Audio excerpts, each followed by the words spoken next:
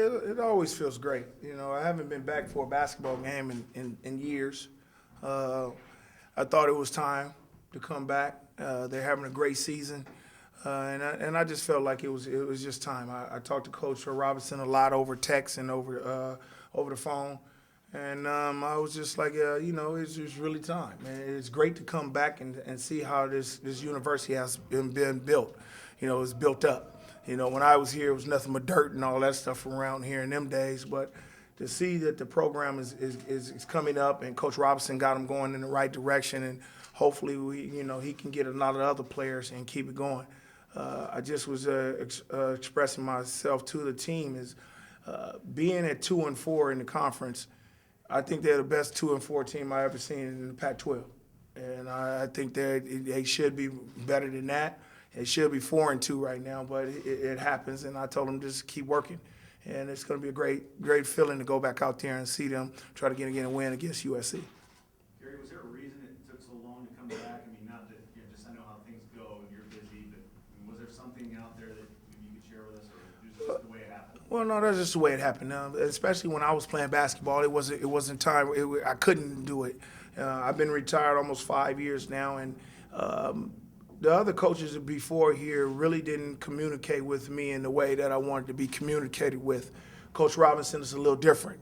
That was his first thing that when he came here, he communicated with me. You have to have communication with a coach or anybody who is in your alumni to feel comfortable with coming back and doing things like that. So, Coach Robinson and him has been really close and really tight during his time here.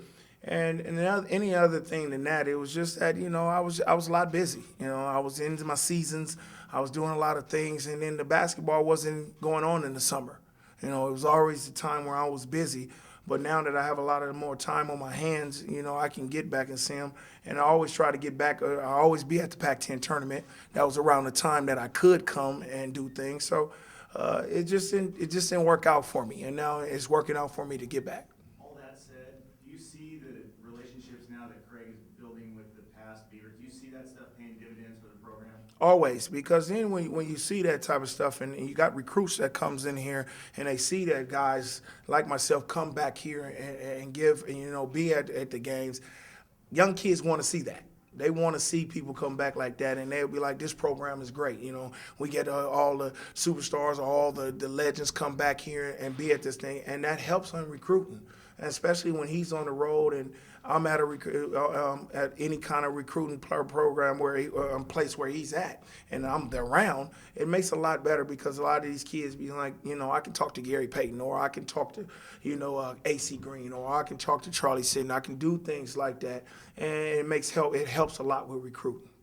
Gary, what else needs to happen here to get this program back to the glory days? Well, I think that you need recruits. That's the one thing you need.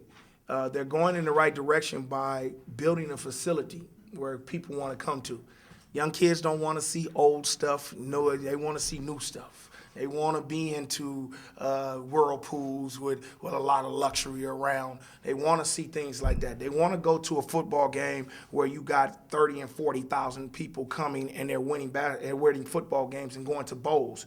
That's how Oklahoma does it. That's how Texas and all them type of schools does it. LSU, they want to see that. And now recruits want to see that. So I think with them getting a lot of this stuff done, getting a training facility. I'm hearing that in March they're going to open up a practice facility. Guys want to see that. Recruits want to see that, and especially winning. When you win, it brings anybody here. The Pac-10, Pac-12, now is a program where it's been a tradition.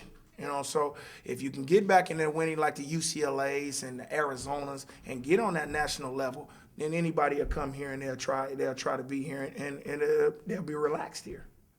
Can you talk about your relationship with Jared Cunningham, both being a Bay Area guy, and what do you think of his game? Well, everybody's comparing him to me. I really don't like that because he's his own person, and people should not compare anyone to anyone. Because it's never going to be another Gary Payton that comes here. My name is Gary Payton, and that's going to be the last Gary Payton unless Gary Payton Jr. comes here. So that's not going to happen. So, so with Jared, I always tell him I do not want to get on his bad side of saying that I got to listen to Gary call me or text me every time with something. I tell him to play hard and do what he has to do. He is a different type of basketball player. I was a fiery basketball player that talked a lot. He doesn't do that. He's a quiet guy. I would like him to change that. I would like him to be vocal a little bit more with his teammates and be a leader that way.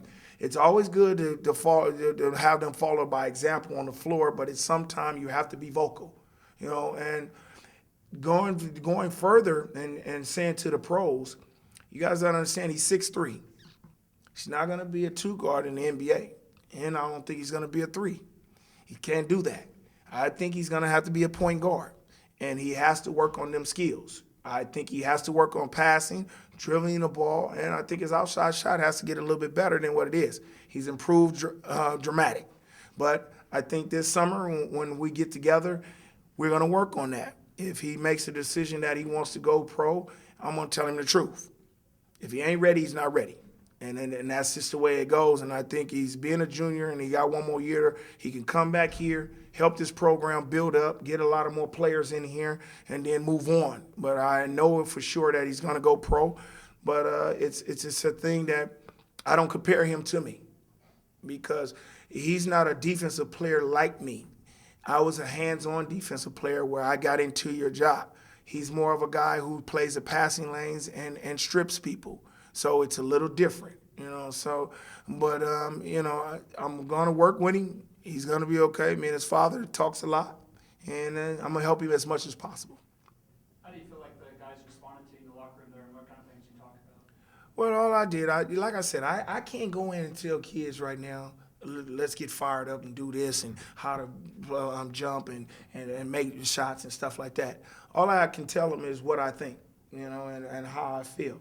Like I said, to be 2-4 in the Pac-12, I don't think they should be there. They had a lot of hard times in basketball games. The Stanford game was a heartbreaker. The Arizona game is a heartbreaker. They really lost to Washington, I think. Washington State they shouldn't have lost to, but that's just the way it goes. Now you're getting back on that track. They're 2 games away from being in the hunt of this Pac-12. Don't worry about it. You still got the Pac-10 tournament, which they always play well in. I think they're going to win the Pac-12 tournament. I really do. And they just got to work. That's all. Just go out there every night and leave it on the floor, and it'll be fine. Are you still trying to bring NBA back to Seattle? I sure am. It's going pretty good. I mean, people don't understand. We keep talking about it, but we can't do anything until September. That's when the contract gets over. A lot of people want to, say, hey, we let's do this, let's do that. We can't do anything. And first of all, we got to get a stadium in Seattle. We're working on that now. We got to get a lot of people on board. I want to be involved with that. I want to be. A lot of the people in Seattle wants me to be in the management and all that, which possibly will happen if it goes down. But we just want to get them back to the NBA to start thinking about Seattle. Seattle's a great town. They deserve it. And a lot of people want to see my jersey retired up in that rafters, which if it never comes back, I think my jersey will never get retired then. But that's just the way it goes, and I hope it comes back. And I think the Seattle fans deserve a basketball team.